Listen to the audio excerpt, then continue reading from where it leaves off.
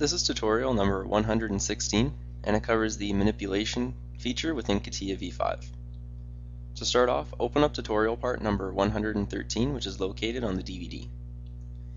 Now what we're going to be using is the manipulation command here, and what this is going to do is when we have a positional constraints, we're able to use this to move around the components.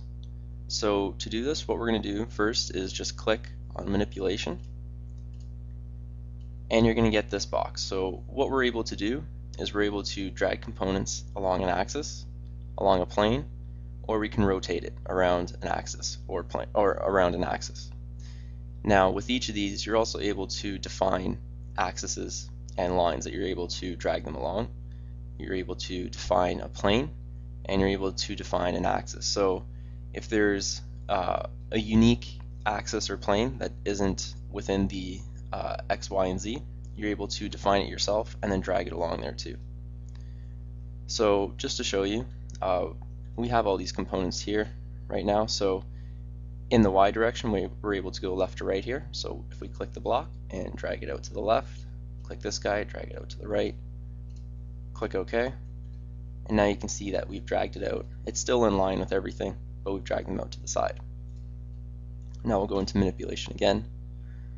This time we'll do along a plane. So let's do the XY plane. And if we rotate it around a bit so we can see our XY plane, so it's going to be like this, and we're able to move it anywhere along that plane. And it's the same with the YZ. So you're able to just play around with these and just drag them around the planes that are defined.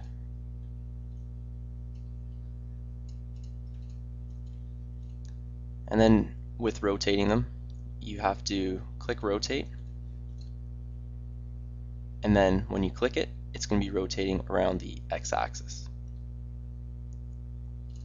Now you can see, you can figure out where it's going to be. So the x-axis, it's going along here, so when you have it on x, of course it's going to be rotating around it. And again, you're able to define an axis. So after we've rotated this guy, this is a unique kind of axis, so if we click it and then click another component, we're able to rotate it around there. So you're able to define unique axes, planes, and lines, just like I kind of explained beforehand. So the manipulation, it's not a precise positioning movement tool, but you can use it for positioning to move it around, and you can even use it with the constraints. So when you're throwing in your object first and you need to move it around a bit to allow the constraints to work correctly, you're able to use this tool too. But this pertains a bit more to the positioning as you're able to move it around. But like I said, it's not 100% precise. It's just a feely kind of tool. So when you click on it, there's no value. You're just kind of moving it to the position that you want. And that concludes our tutorial on the manipulation feature within Catia v5.